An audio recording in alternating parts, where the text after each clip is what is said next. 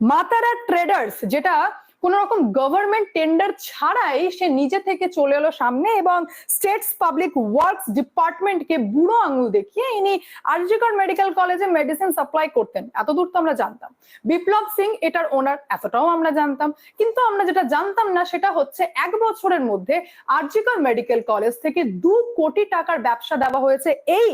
মা তারা ট্রেডার্সকে, যেখানে হুগলির রিসরা থেকে পুরো বিষয়টাকে পরিচালনা করা হতো এবং এসেন্সিয়াল মেডিসিনস এবং মেডিকেল ইকুইপমেন্ট যেটা আনা হতো, সাপ্লাই করা হতো, কোইনসিডেন্টলি যে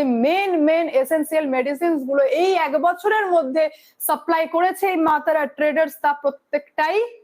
চেস্ট মেডিসিন ডিপার্টমেন্টের। এবং আপনারা খুব ভালো করে জানেন যে নির্যাতিতাও চেস্ট মেডিসিন ডিপার্টমেন্টের, ভাঙচুরও করা হয়েছে চেস্ট মেডিসিন ডিপার্টমেন্ট, সমস্ত কিছুই গিয়ে